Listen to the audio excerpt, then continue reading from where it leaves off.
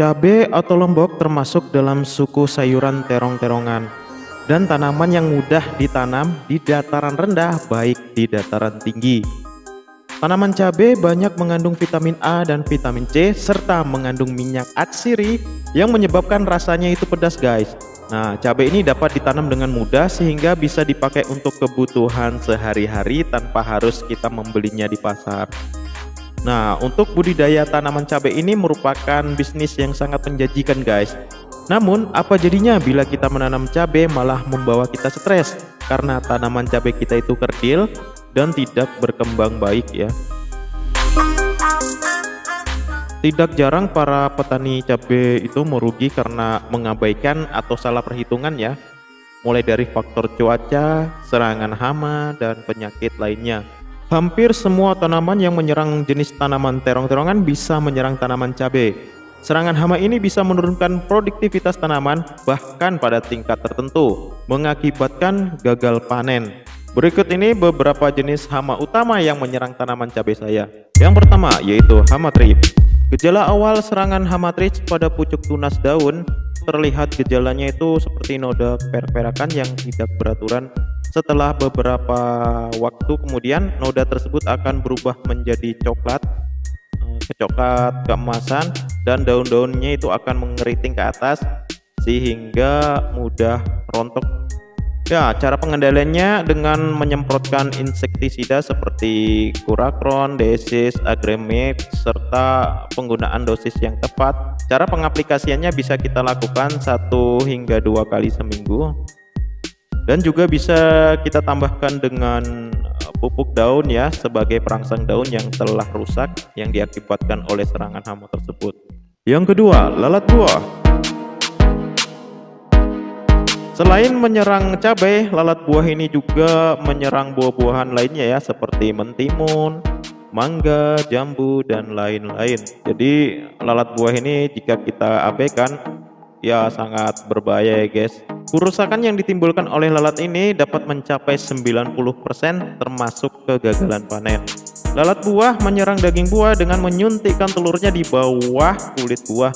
Setelah menetas menjadi larva, larva tersebut merusak dan memakan daging buah sehingga buah tersebut membusuk dan rontok ya.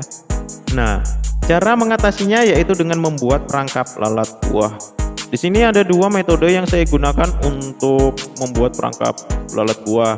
Yang pertama adalah metode perangkap dalam, dan metode kedua adalah dengan menggunakan perangkap luar berbahan aktif methylenol juga. Perbedaannya bahan aktif methylenol yang dicampurkan dengan lem perekat yang dioleskan pada botol plastik, lalu kita gantung dan diletakkan di area dekat tanaman cabai kita. Yang ketiga, layu fusarium. Sesuai namanya, layu fusarium ini menunjukkan gejala layu pada tanaman yang sedang terserang. Layu fusarium sendiri merupakan penyakit yang disebabkan oleh infeksi jamur patogen Oxysporum. Pada musim hujan, jamur fusarium ini mudah berkembang biak dari satu tanaman ke tanaman lainnya. Tingkat kelembaban udara yang sangat tinggi sangat berpengaruh terhadap perkembangan jamur ini. Terlebih lagi jika terjadi adanya genangan air hujan di lahan dengan pH tanda yang rendah. Jadi kesimpulan seperti itu guys. Jika layu fusarium tidak mempan terhadap fungisida, cara kedua yaitu kita melakukan penambahan nutrisi yang kita tambah yaitu kalsium ya. Ini kalsium ini sangat penting ya sebagai antibodi lah kalau dibilang.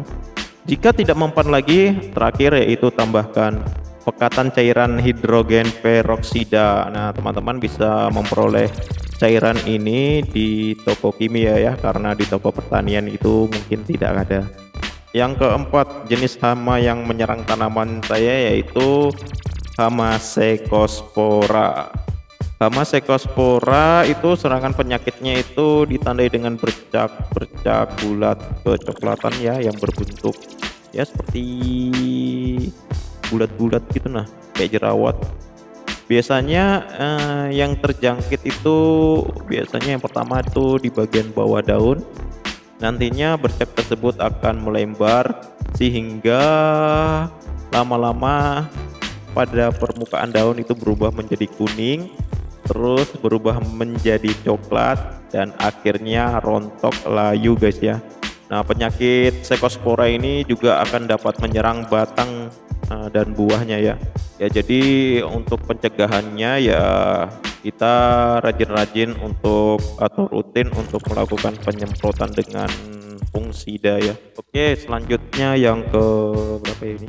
Yang kelima, kalau untuk hama pemakan daun seperti ulat atau belalang mungkin jarang ya guys, cuma palingan kalau ketemu ya 1 atau 2 ekor ya. Cara mengatasinya dengan melakukan sanitasi terhadap hama tersebut dengan cara disingkirkan saja atau bisa juga dimusnahkan ya.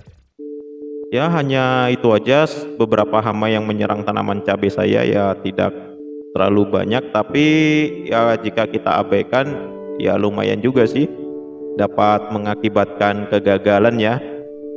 Kalau sudah gagal ya dapat mempengaruhi mood kita yang awalnya semangat menanam cabai ya lama kelamaan jadi tidak bersemangat lagi atau menyerah atau putus asa ya, jangan sampai terjadi. Kalau putus asa ya sudah. Ya baiklah, terima kasih teman-teman sudah menyimak video ini hingga akhir. Siapa tahu sedikit bermanfaat ya. Oke, jangan lupa like, komen, dan subscribe ya videonya si Alis Tebal. Saya akhiri sampai di sini. Oke, saya ucapkan salam semangat, salam kerja keras, salam sukses, dan salam si Alis Tebal. Baik teman-teman, sampai jumpa lagi di video berikutnya. Thank you very much.